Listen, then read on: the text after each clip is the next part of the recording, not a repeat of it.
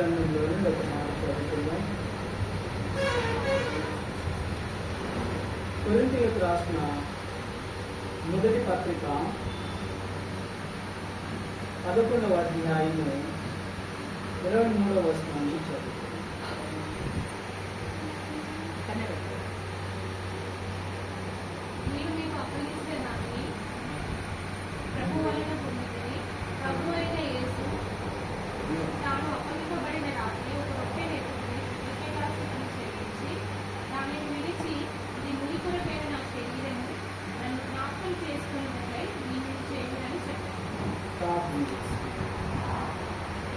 మహాగణుడా, పరిశుద్ధుడా, అద్భుతకరుడా, ఆశ్చర్యకరుడా, మీకు వందనాలు, స్తోత్రాలు చెల్లిస్తూ ఉన్నా తండ్రి. నాతో మాతో అందరితో నీవు మాట్లాడమని, నీ సన్నిధి ఇక్కడ ఉంచమని, వినగల చెవి, గ్రహింపగలిగిన మనస్సు మాకు దయచేయని. ఇంకా రావాల్సిన బిడ్డలు ఉన్నారు తండ్రి, త్వరపెట్టండి, చూపించండి. ఆది నుండి ఆఖరి వరకు మీ అధ్యక్షతలో నడిపించమని తండ్రి, కుమార, పరిశుద్ధాత్మకు ఏకదేవానికి స్తోత్రాలు చెల్లిస్తున్నారు. అయా, మీ దాసుడు ఒట్టివాడు మట్టివాడ ఎగుడు అలుపుడు తండ్రి, మీ శిలువ సాగులు నలుగు చేసి మీరు మాట్లాడమని కొద్ది మాటలు మా హృదయాలకు మేలుకరంగా, ప్రయోజనకరంగా నాయన స్తోత్రాలు.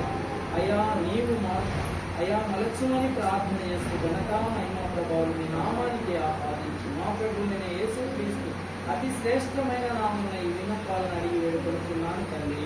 ఆమేన్. ఆమేన్. ప్రియ దేవుని సంగమా, దేవుని బిడ్డలారా, ఇక్కడ రాయబడిన మాటలను మనం గమనించినప్పుడు, నేను మీకు అప్పగించిన దానిని ప్రభు వలన పొందితిని. ప్రభువైన యేసు తాను అప్పగింపబడిన రాత్రి ఒక రొట్టెను ఎత్తుకొని కృతజ్ఞతాస్తుతులు చెల్లించి, ఇది మీ కొరకు ఇవ్వబడుచున్న నా శరీరం, నన్ను జ్ఞాపకం చేసుకున్నట్టు దీన్ని చేయమని చెప్పారు. దేవుని బిడ్డలారా, మనం చూస్తున్నాం యేసయ్య ఆయన మొదటిసారిగా ప్రభు బల్లెను ఇచ్చినప్పుడు అది ఒక రాత్రికాల సమయం. ఏం సమయం అండి? రాత్రి ఇచ్చాడన్నమాట. అందుకే మనం ప్రభు రాత్రి భోజనము అంటాం. ప్రభు రాత్రి భోజనము అంటాం. రాత్రి ఇచ్చాడు కనుక రాత్రి భోజనం అంటుంటారు. అయితే అలాగూ ఆ మాటను పట్టుకొని కొంతమంది, లేక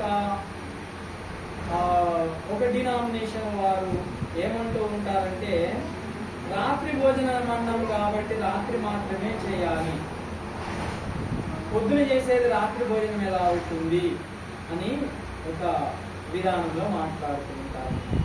మనం చూసినప్పుడు ఇక్కడ ప్రియమైన దేవుని బిడ్డలారా, నేను మీకు అప్పగించిన దానిని ప్రభు వలన పొందితిని. ప్రభు అయిన యేసు తాను అప్పగింపబడిన రాత్రి ఒక రొట్టెను ఎత్తుకొని కృతజ్ఞతాస్తుతులు చెల్లించి దానిని విరిచి, ఇది మీ కొరకైన నా శరీరము, నన్ను జ్ఞాపకం చేసుకున్నగా దీన్ని చేయండి అని. కాబట్టి ఇక్కడ మనం చాలా జాగ్రత్తగా ప్రభు వాక్యాన్ని మనం ఆలోచన చేయాలి. ఇదే కొరింథీ సంఘస్థులకు చెబుతూ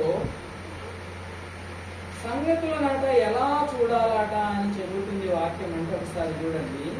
కొందరంట సంగతులను ఎలా చూస్తారట. 10వ అధ్యాయము 7వ వచనం చూడండి. 2వ కొరింథీ పత్రిక, కొరింథీయులకు రాసిన 2వ పత్రిక 10వ అధ్యాయము 7వ వచనం చూద్దాం. సంగతులను పైపైననే మీరు చూచుచున్నారు.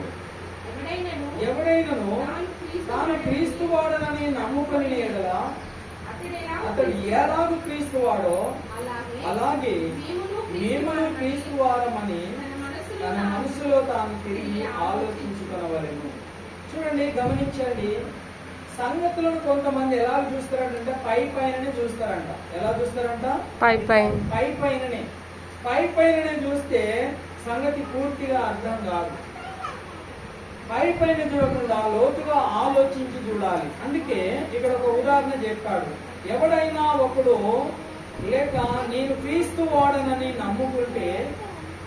నమ్ముకొని ఎడల అతడు ఎలాగూ క్రీస్తు వాడో, ఆయన ఎలా క్రీస్తు వాడనని నమ్మి బల్లగుద్ది చెబుతున్నాడో తిరిగి మనం కూడా ఆలోచించుకొని, నేను క్రీస్తు వాడనని, అతనిలాగా నీవు కూడా ఉంటే నేను క్రీస్తు వాడనని స్వపరీక్ష చేసుకొని చెప్పగలగాలన్నమాట.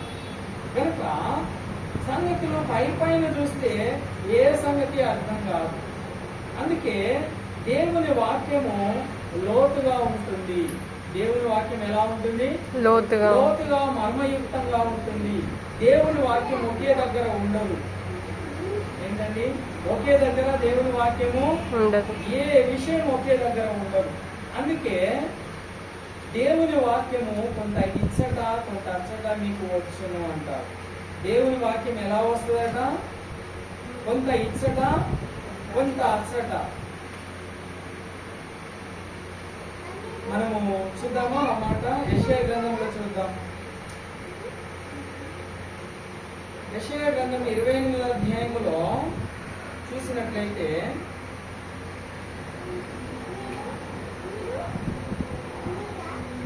మనము 13వ వచనాన్ని చూద్దాం. 28:13.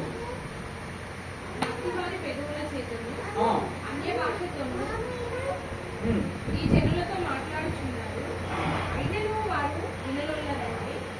కావున వారు వెళ్ళి వెనుకకు మొక్కి విరుగబడి చిక్కుబడి పట్టుబడినట్లు ఆజ్ఞ వెంబడి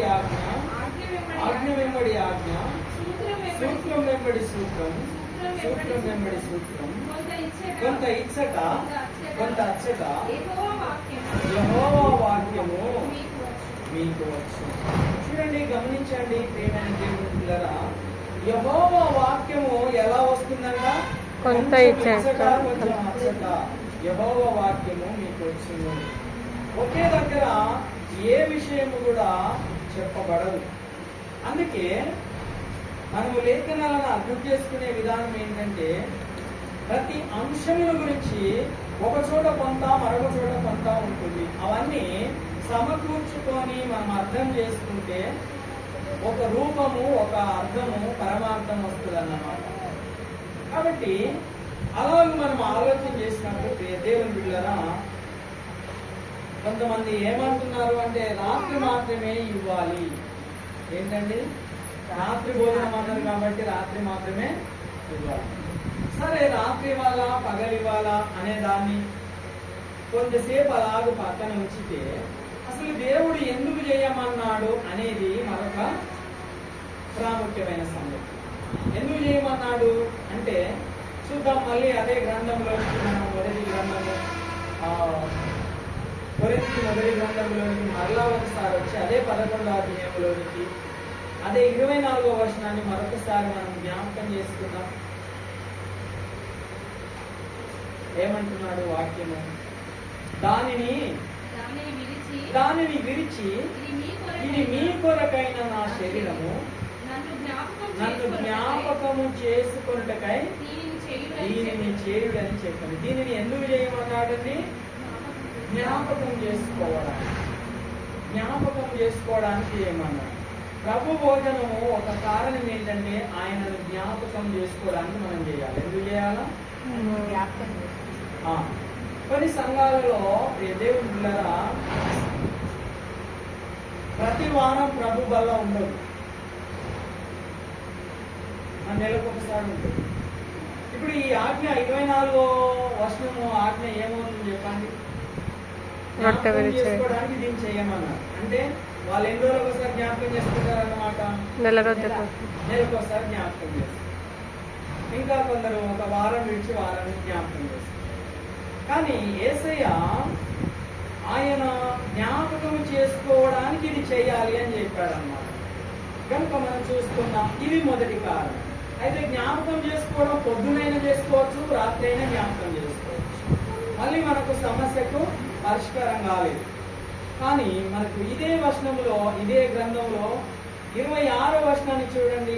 మనకు ఇంకొక కారణం చెప్తున్నాడు, ఎందుకు చేయాలో చెప్తున్నాడు. మీరు ఈ రొట్టెని తిని ఈ పాత్రలోని త్రాగునప్పుడల్లా ప్రభువు వచ్చే వరకు ఆయన మరణమును ప్రచురించుదురు. ఆయన మరణాన్ని ప్రచురిస్తారు. ఆయన వచ్చే వరకు ఆయన మరణమును ప్రచురించుట కొరకు మనం చేయాలి. ఎందుకు చేయాలా? ఆయన మరణాన్ని ప్రచురించుట కొరకు. అంటే ఆయన మరణాన్ని మనము ప్రకటించుట కొరకు, ఆయన మరణాన్ని మనం ఇతరులకు తెలియజేయటం కొరకు. రెండో కారణం ఏంటి? ఆయన మరణాన్ని ఇతరులకు మనము ప్రచురము చేయుట కొరకు, అంటే తెలియజేయట కొరకు. చర్చిలోకి వచ్చిన వాళ్ళకి యేసయ్య మన కొరకు చనిపోయాడు అనే సంగతి తెలియదా? చర్చికి వచ్చే వాళ్ళకి తెలుసా? తెలుసు. తెలుసు. మరి తెలియని ఎవరికి అంటే చర్చికి వెలుపల ఉన్న వారికి, చుట్టుపక్కల ఉన్న వారికి తెలియదు కనుక మనము వారికి ఆయన మరణాన్ని ప్రచురిస్తున్నాము అని చెప్తుంది వాక్యం. మౌనముగానైనా మనము, నిశ్శబ్దంగానైనా ఆయన మరణాన్ని మనం ప్రకటిస్తున్నాం. ఎవరైనా అడిగారనుకోండి, ప్రతి ఆదివారం మీరు ఎందుకండి చర్చికి వెళ్తారు అని ఎవరైనా అన్య జనాంగం అడిగారనుకోండి, మనం ఏమని చెప్పాలి? మరి జవాబు ఆయన మరణాన్ని ప్రచురించి,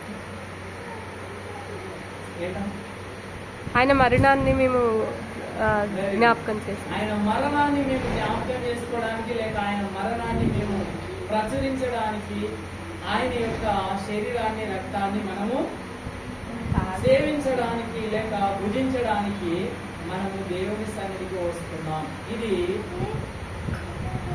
అసలు సంగతి. కానీ చాలా మంది చెప్తున్న సంగతి ఏంటి తెలుసా? మీరు ఎందుకు వెళ్తున్నారు చర్చి కంటే చాలా మంది చెప్పే జవాబు ఏంటంటే ఆయనను ఆరాధించడానికి అంటారు. ఏమంటారు? ఆదివారం దానికి పేరే వర్షిప్ అని పెట్టారు కదా, ఆరాధన అని పెట్టారు. ఓకే, వర్షిప్ ఆదివారం మాత్రమే చేయొచ్చా? మిగతా రోజు చేయరాదా? చేయొచ్చు. ఎప్పుడు అయినా చేయవచ్చు. వర్షిప్ అనేది మనం కృతజ్ఞత చెప్పడం. వర్షిప్ అంటే ఆయనను మన హృదయంలో ఆరాధించడం. ఎనీ టైం ఆయనను ఆరాధించవచ్చు. అయితే ఇంటి దగ్గర ఆరాధించవచ్చు, చర్చిలో ఆరాధించవచ్చు.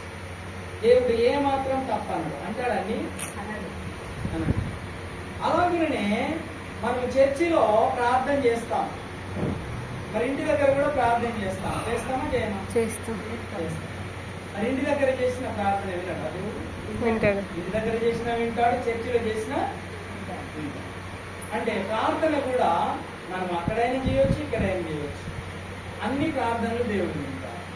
మరి సాంగ్స్, పాటలు పాడుతూ ఉంటాం కదండి. ఇంటి దగ్గర కూడా మనము కుటుంబ ప్రార్థనలో, కుటుంబ ఆరాధనలో మనం పాటలు పాడుతుంటాం. పాడుకోవచ్చా? పాడుకోరాలి? పాడుకోవచ్చు, తప్పేం లేదు. దేవుడు ఏమాత్రం తప్పనడు. మరి చర్చిలో కూడా పాటలు పాడతాం. వర్షిప్ మనం ఇంటి దగ్గర వర్షిప్ చేయవచ్చు, ఆరాధన ఇంటి దగ్గర చేయవచ్చు, మన కుటుంబ సభ్యులం అందరం కలిసి ఆరాధన చేయవచ్చు. లేక క్రైస్తవ కుటుంబాలు పక్క పక్కనే చుట్టాలు, బంధువులు దగ్గర దగ్గర ఉంటే 2-3 ఇళ్ళు కలిసి కూడా ఒక దగ్గర ఆరాధన చేయవచ్చు. తప్పేమన్నాడు దేవుడు. చర్చిలో ఆరాధన చేస్తే కూడా తప్పేమన్నాడు. అలాగూ ఇంకా మిగిలింది ఏంటండి? కానుకలు కదా. కానుకలు మరి చర్చికి వచ్చి ఇవ్వచ్చు. మరి ఇప్పుడు గూగుల్ పే, ఫోన్ పేలు, గూగుల్ పేలు వచ్చాయి కాబట్టి అక్కడ ఉండి కూడా పంపించవచ్చు. పంపించవచ్చు. దేవుడు ఏమన్నా కోపగించుకుంటాడా? నువ్వేమో అట్లా పంపిస్తావా? గూగుల్ పే, ఫోన్ పే పంపిస్తే ఫాస్ట్ ఏమనుకుంటాడు, నేనేమనుకుంటా అని ఏమన్నా బాధపడ్డా దేవుడు? ఏమనుకుంటా బాధ. అంటే ఇక అన్ని కార్యాలు దాదాపుగా అయిపోయినట్టే. మిగిలింది ఏంటి చెప్పండి? ఇక రొట్టె విరుచుట. మరి రొట్టె విరుచుట అనే కార్యాన్ని వాళ్ళకు వాళ్ళే ఇంటి దగ్గర చేసుకున్నారు అనుకోండి. అప్పుడు ఏమంటాడు దేవుడు? ఓకే అంటాడా? పర్వాలేదంటాడా? ఆ విషయంలో తప్పు పడతాడు దేవుడు. అలా ఎలా చేసుకుంటావమ్మా? అలా ఎలా చేసుకుంటావయ్యా? నువ్వు చేసుకోవడానికి వీల్లేదు కదా. నీకు దేవుని మందిరానికి వెళ్ళి దేవుని దాసుని చేతుల మీదుగా నువ్వు తీసుకోవాలి, సంఘం అంతా తీసుకోవాలి. అది దేవుడి నియమించిన క్రమం. హల్లెలూయా. ఇప్పుడు ఎందుకన్నమాట మనం దేవుని మందిరానికి వెళ్ళాలి? మెయిన్ రీజన్ ఏంటన్నమాట? రొట్టె విరుచుటయే. రొట్టె విరుచుట అనే కార్యమే ఆదివారం స్పెషల్. చూడండి, ఒక మాట చూద్దాం. అపోస్తల కార్యముల గ్రంథము, అపోస్తల కార్యముల గ్రంథము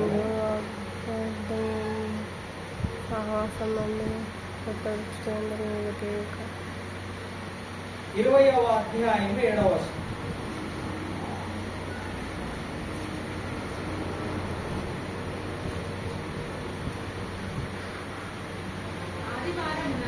ఆదివారమున మేము రొట్టె విరుచుటకు కూడినప్పుడు ఒక సంఘటన జరిగింది. ఆ సంఘటన గురించి చెప్తున్నా.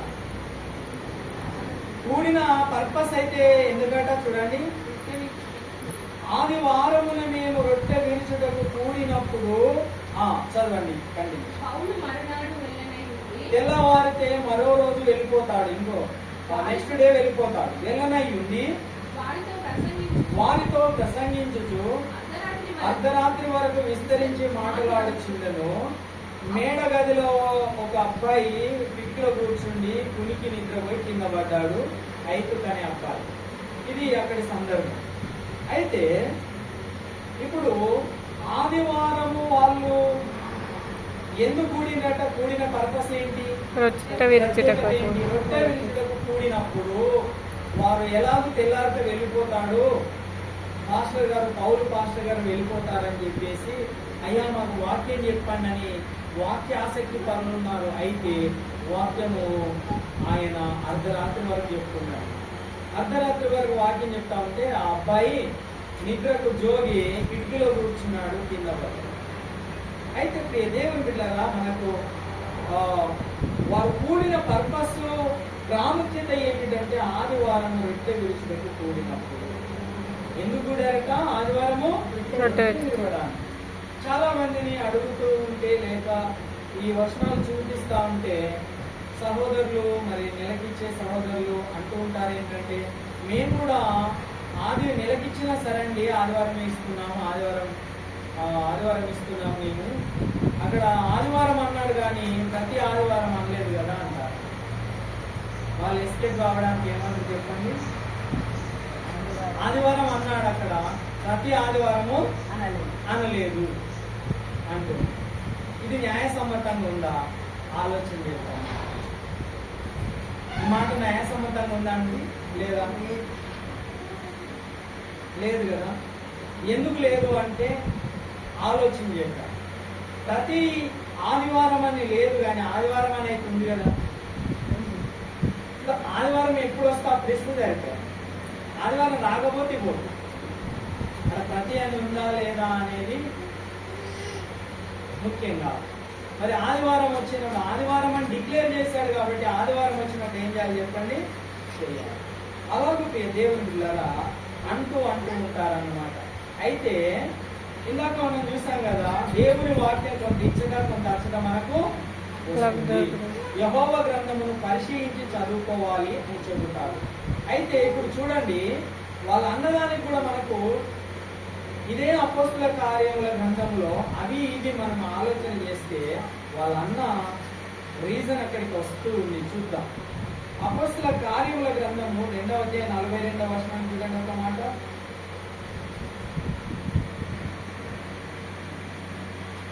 అపోస్తుల కార్యముల గ్రంథము 2వ అధ్యాయం 42వ వచనం. మీరు అపోస్తుల బోధయందును సహవాసమందును రొట్టె విరుచుటయందును ప్రార్థన చేయుటయందును ఎడతెగక ఉండిరి. ఏమన్నాడండి? ఈ 4 విషయాలలో ఎడతెగకుండా ఉన్నారట. అందులో ఒకటి ఏంటి? రొట్టె విరుచుట. ఈ రొట్టె విరుచుట కూడా ఎడతెగకుండా ఉన్నారు. ఎడతెగకుండా అంటే ఏంటి అర్థము అని మనము ఆలోచించాల్సి వస్తుంది. రోజా, లేకపోతే రోజుకు 2 పూటలా, లేకపోతే వారానికి ఒకసారా, లేదా నెలకు ఒకసారా, లేక సంవత్సరానికి ఒకసారా, పక్ష రోజులకు ఒకసారా అనే డౌట్ మనకు వస్తుంది. అయితే మనం సొంతంగా ఆలోచించకుండా ఇక్కడ లేఖనం ఏం చెప్తుందో దాన్నే మనం చూసినప్పుడు, లేఖనము ఇప్పుడు 20వ అధ్యాయం 7వ వచనంలో ఏమని చూసామండి? ఆదివారం అని చూసామండి. ఇప్పుడు ఎడతెగొద్దు అన్న మాట ఉన్న ఆదివారాన్ని ఒక దగ్గర తెచ్చుకోవాలి. ఆదివారం ఎడతేక, ఆదివారం ఎడతేక, ఆదివారం ఎడతేక అంటే ప్రతి అనే అక్షరాలు అక్కడ లేవు కానీ దాని సారాంశము వచ్చిందా రాలేదు. ప్రతి ఆదివారం అని అర్థం అన్నమాట. ఎందుకంటే ఆదిలో నుండి కూడా దేవుడు 6 దినాలు పని చేసుకోవాలి, ఒక దినం విశ్రాంతి దినం అని చెప్పాడు. ఒక దినము ప్రభువు సన్నిధిలో గడపవలసిన దినము 6 దినాలే పని చేయాలి. 7వ దినం పని చేసినట్లయితే ధర్మశాస్త్ర కాలంలో అప్పటి కాలంలో ఏం చేశారు చెప్పండి? రాళ్ళతో కొట్టి చంపేవారు. కనుక అప్పుడైనా ఇప్పుడైనా ఆ రోజులు పని చేసుకోవాలి. ఒక దినము దేవుని సన్నిధికి. అప్పుడు మరి విశ్రాంతి దినాన్ని పాటించారు, ఇప్పుడు పునరుత్థాన దినాన్ని పాటిస్తారు. హల్లెలూయా. హల్లెలూయా. ఆదివారము పునరుత్థాన దినం, ఆయన చనిపోయి తిరిగి లేచిన దినం కనుక ఆదివారము రొట్టె విరిచాడు పౌలు గనక మనకు రొట్టె విరవడానికి ప్రతి ఆదివారము దేవుని బిడ్డలారా దేవుడు మనకు నియమించాడు. దేవుడు ఎంత గొప్ప దేవుడు! మన దేశంలో మాత్రం ఆదివారమే సెలవించాడు. హల్లెలూయా. ప్రభుత్వ ఉద్యోగులకి ఎప్పుడు సెలవించారు చెప్పండి? ఆదివారం.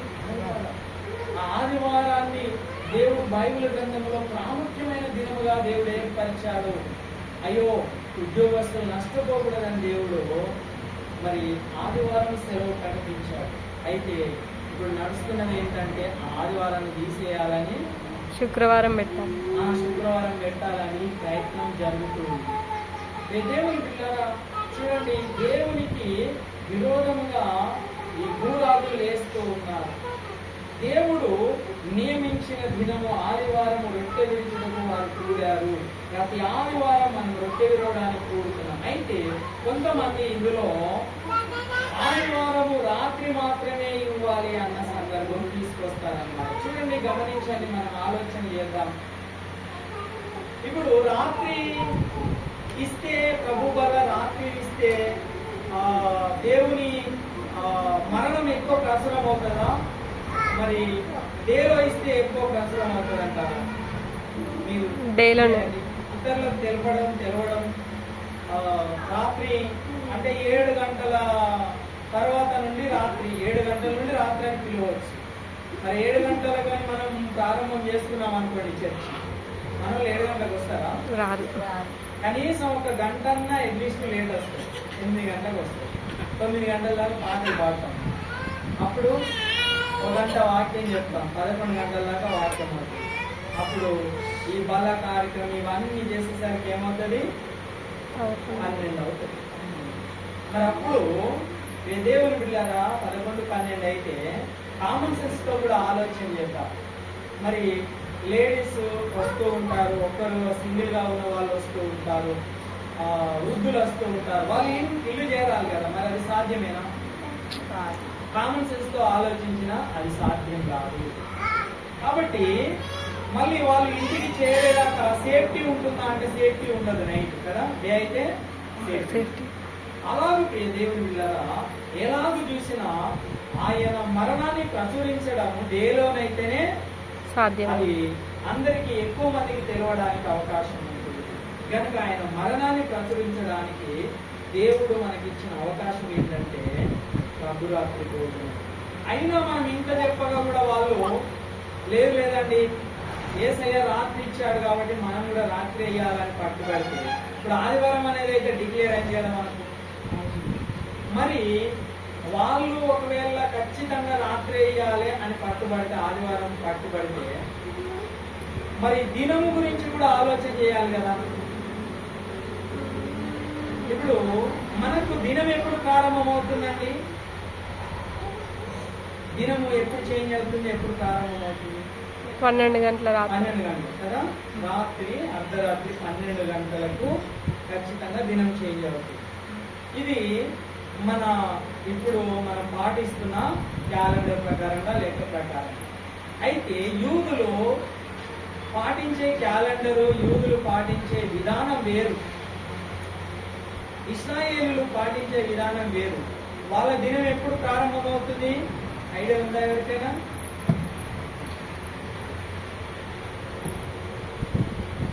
వాళ్ళ దినము ఎప్పుడు ప్రారంభమవుతుందంటే సాయంకాలం ప్రారంభమవుతుంది. ఎప్పుడు? సాయంకాలం. అందుకే యేసయ్యను సిలువ వేసినప్పుడు, సిలువ వేసి 3 గంటలకు ఆయన ఏలి ఏలి లామా సబక్తా అని ఆయన ప్రాణం ఇచ్చినప్పుడు త్వరపడ్డారు. ఎందుకు త్వరపడ్డారు? త్వరగా ఆ యొక్క బాడీని దింపి సమాధిలో పెట్టడానికి ఇష్టపడ్డారు. ఎందుకు అంటే సాయంకాలం కావస్తుంది. తెల్లవారితే ఏమవుతుంది? ఏ రోజు చనిపోయాడు ఆయన? శుక్రవారం. తెల్లవారితే ఏంటి చెప్పండి? శనివారం.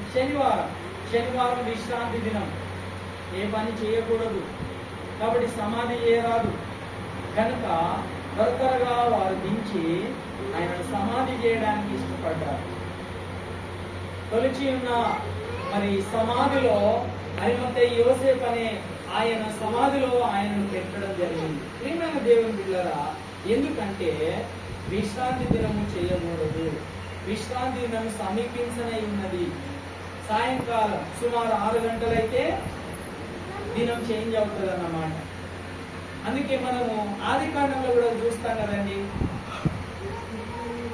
ఉదయమును అస్తమయమును కలగగా ఒక దినం ఆయన అన్నాడా? అస్తమయమును ఉదయమును కలగగా ఒక దినం ఆయన అన్నాడా?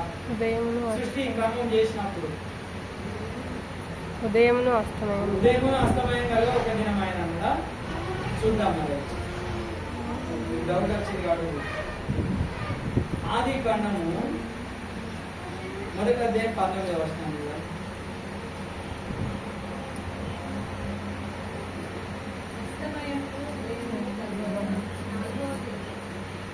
చూడండి, ఏమన్నాడండి? అస్తమయమును ఉదయమును. ముందు అస్తమయమా ఉదయమా? అస్తమయమును ఉదయమును కలిగగా, అంటే అస్తమయము నుంచి ఉదయం కలిగి మళ్ళీ అస్తమయం వరకు ఒక దినం అన్నమాట. ఇంకా మనము 23వ వచనం కూడా చూడండి. చూడండి ఏంటండి, అస్తమయముతో ప్రారంభమైంది. యేసయ్య చనిపోయినప్పుడు కూడా అస్తమయం సమీపిస్తుంది కనుక దినం చేంజ్ అవుతుంది కనుక త్వరపడ్డారు. గమనించారు. మరి ఇప్పుడు బైబిల్ లెక్క ప్రకారంగా ఒకవేళ వాళ్ళు పట్టుబట్టి రాత్రి ఇచ్చాడు యేసయ్య, రాత్రి ఇద్దామన్నారు అనుకోండి, రాత్రి ఇస్తే దినం చేంజ్ అవుతుందా కాదా? అయితే బైబిల్ ప్రకారంగా ఆదివారం 8 గంటలకు ఇచ్చారనుకోండి, 8-9 గంటలకు ఇచ్చారనుకోండి, అప్పుడు బైబిల్ ప్రకారంగా ఏ వారం అవుతుంది? అది శనివారం. శనివారం అవుతుందా? విశ్రాంతి దినముగా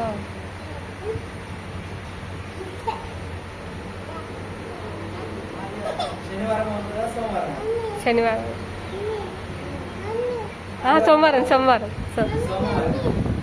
సోమవారం. ఎందుకంటే ఆదివారం నైట్ కదా ఉంటుంది కాబట్టి అప్పుడు ఏమవుతుంది? సోమవారం అవుతుంది. అప్పుడు బైబిల్ ఏం చెప్తుంది? ఎప్పుడు చేయమని చెప్తుంది బైబిల్? మరి ఆదివారం. మరి అప్పుడు సోమవారం ఉంటుంది. చూడండి, గమనించండి దేవుని బిడ్డలారా. మరి పోనీ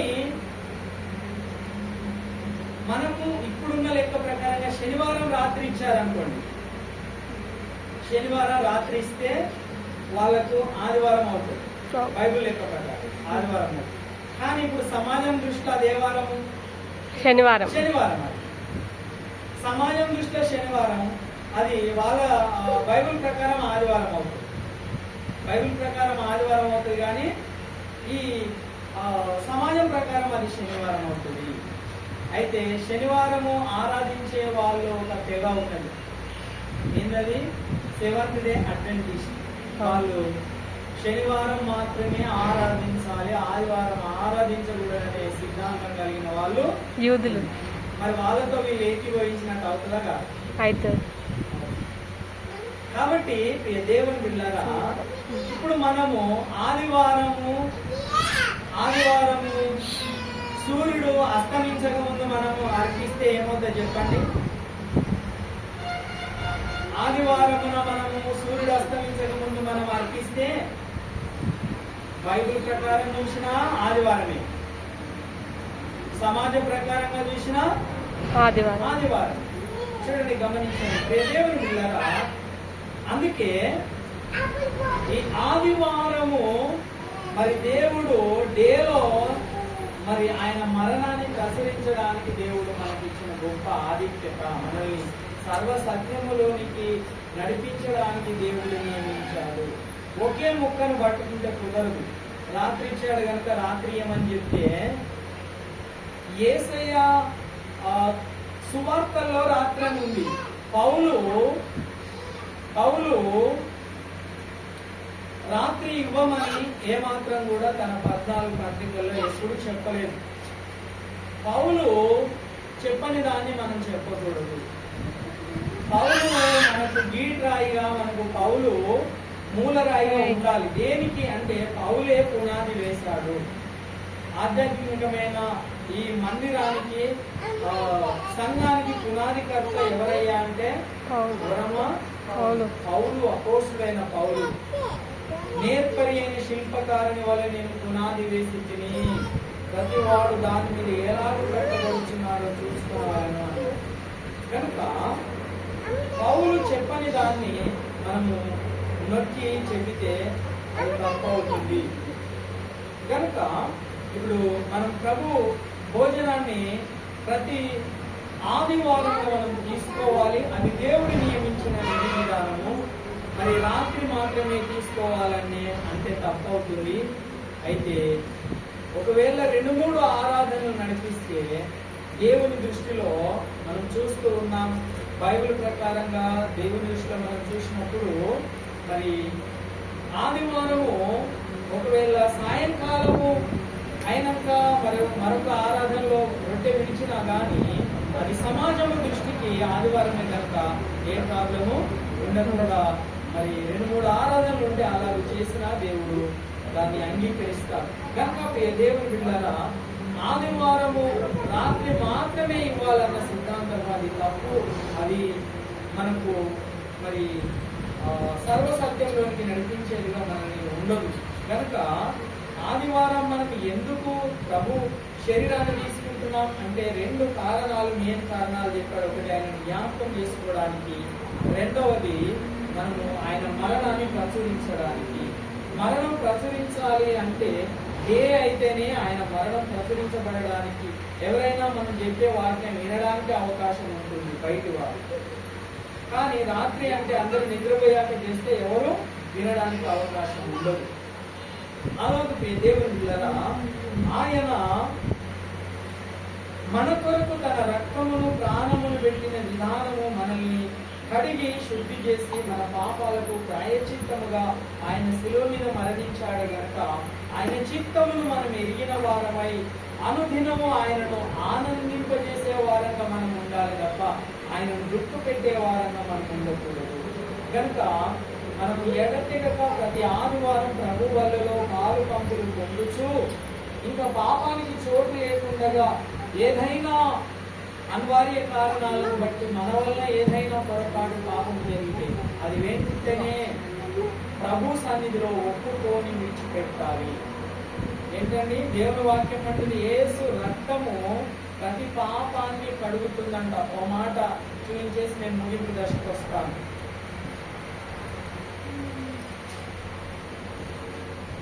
యోహాను పత్రిక మొదటి పత్రిక మొదటి అధ్యాయము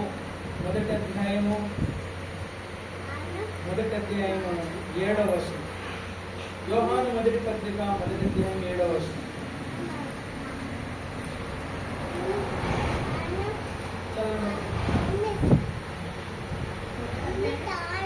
ఏడు.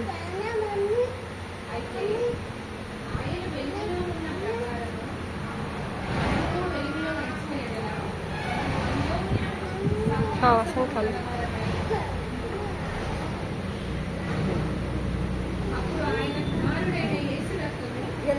అప్పుడు ఆయన కుమారుడైన యేసు రక్తము ప్రతి పాపము నుండి మనలను పవిత్రులుగా చేయును.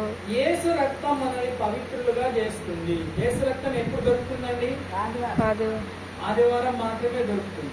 మనం వారం అంతా కూటాలు పెట్టుకున్నా కానీ వేరే దినం ఇవ్వడానికి వీల్లేదు. ఉందా? ఆదివారం మాత్రమే ప్రభు రక్తము మనకు దొరుకు స్థలము. మరి ఆదివారం మాత్రమే, చర్చిలో మాత్రమే. మన మీటింగ్స్, స్పెషల్ మీటింగ్స్ ఎన్నెన్నో జరుపుకోవచ్చు కానీ ఆదివారం మాత్రమే మన పాపాలకు ప్రాయచిత్తము కలిగే దినము. మనము మన పాపాలను శుద్ధి చేసుకునే దినము కనుక దేవుడు పాపాలను కడగడానికి, పవిత్రులుగా చేయడానికి ఇష్టపడుతున్నాడు. యేసు రక్తము కడుగుతుంది. అయితే ఎప్పుడు కడుగుతాడు ఆయన? అది కూడా ఇక్కడే రాశాడు చూడండి. 9వ వచనంలో చూడండి.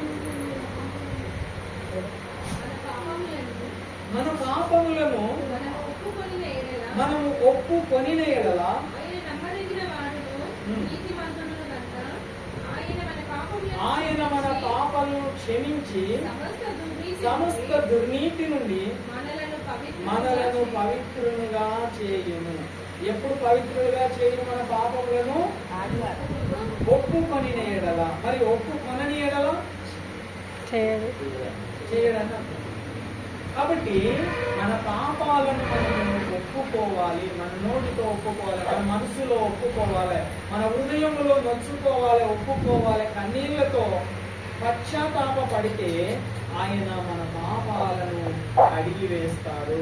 పవిత్రులుగా మనల్ని చేసి మరలా నూతన పరిచి మరలా వారం వరకు బిడ్డ నిన్ను శుద్ధి చేసి లోకంలోనికి పంపుతున్నాను, మరలా జాగ్రత్త, ఏ పాపం చేయకుండా నువ్వు నా సన్నిధికి తిరిగిరా మరలా వారం వరకు అంటే మనము ఏంటండి తెల్లగా దేవుడు మనల్ని తెల్లని బట్టలు వేసి పంపించినట్టుగా పంపిస్తే మళ్ళా వారము తిరిగి వచ్చేసరికి ఆ మురికి బట్టల్లాగా అయిపోతాం. ఏమవుతున్నాయి? మళ్ళా మురికి బట్టల్లాగా ఏదో ఒక తప్పిదంలో పడిపోతూ ఉంటాం, ఏదో ఒక చిన్న శోధనలో పడిపోయి దేవుని దుఃఖం పెట్టే పరిస్థితిలో ఉంటాం, మరలా ఒప్పుకుంటాం కదండి. దేవుని పిల్లరా, హృదయపూర్తిగా ఒప్పుకున్నప్పుడు దేవుడు క్షమించి ఎన్ని మార్లైనా ఆయన క్షమించి నిన్ను పవిత్రుడుగా పరిశుద్ధుడుగా చేయడానికి ఇష్టపడతాడు. మనుషుల దగ్గర నటించవచ్చు కానీ దేవుని దగ్గర నటించవచ్చు అండి. దేవుడు నీ అంతరంగంలో నువ్వు ఏమనుకుంటున్నావో నీ నోటికి మాట రాకముందే ఆయనకు ముందే తెలుసుకో. కాబట్టి మనం నిజముగా పశ్చాత్తాపడి నిజంగా ఆ పాపం పట్ల ద్వేషము ఉండి ఈ పాపం నేను చేయకూడదు, నాకు వద్దు అని నువ్వు నొచ్చుకొని ఒప్పుకుంటే ఆయన కలుగుతాడు.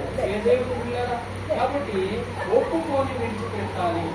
కనుక మనము ప్రభురాత్రి భోజనము దేవుని పిల్లరా ఆయన మరణాన్ని ప్రచురించడానికి, ఆయనను జ్ఞాపకం చేసుకోవడానికి, మన పాపాలకు దోషాలకు ప్రాయశ్చిత్తంగా శిలువ మీద ఆయన కార్చిన రక్తం ప్రయోజనం ఉంది కనుక మనము రాత్రి మాత్రమే ఇవ్వాలనే బాధ కాకుండా రాత్రి అయినా మరి లేక డేలోనైనా మనం తీసుకోవడానికి దేవుడు ఎందు పర్పస్ దాన్ని నియమించాడో ఆ పర్పస్ చాలా ప్రాముఖ్యమైనది అని మనం గుర్తెరుగుతున్నాం. కనుక మన జీవితాలను వాక్యానుసారంగా కట్టుకుందాం. ఎప్పటికప్పుడు మన దోషాలను పాపాలను ఒప్పుకొని విడిచిపెట్టి ఎప్పుడు దేవుడు పిలిచినా దేవుని నిత్య రాజ్యంలో ఉన్నట్టుగా మన యొక్క జీవితాలను సరి చేసుకుందాం, చక్కపరుచుకుందాం. ఆయన మనల్ని విడువని ఎడబాయని దేవుడు మనకున్నాడు. తండ్రి వలె ప్రేమించు దేవుడు, మనల్ని చేయబట్టి నడిపించు తండ్రిలాగా మనకున్నాడు. కనుక పరీక్షించుకుందాం, స్వపరీక్ష చేసుకుందాం, మన పాపాలను ఒప్పుకొని విడిచిపెడదాం. ఏ ఒక్క పాపము కూడా మనల్ని వేధించకూడదు, అది నా వల్ల కాదు అనే సమస్య ఉండకూడదు. ప్రతి పాపమును ఏది నీకు పాపం అనిపించిందో, నీ మనస్సాక్షి నీ మీద దోషారోపణ ఏది చేస్తుందో దాన్ని ఒప్పుకొని విడిచిపెట్టుకే సహోదరి సహోదరుడా. యేసు రక్తం ప్రతి పాపమును కడిగి పవిత్రపరుస్తున్న లేఖనం చెప్తుంది యొక్క స్వపరీక్ష చేసుకున్నాం. కొద్ది నిమిషాలు స్వపరీక్ష చేసుకొని ప్రభు వల్లలో మనం వెళ్దాం. ప్రభు వల్లలో చేయడానికి మనల్ని స్వపరీక్ష చేసుకున్నాం. ఎవరికి వాళ్ళని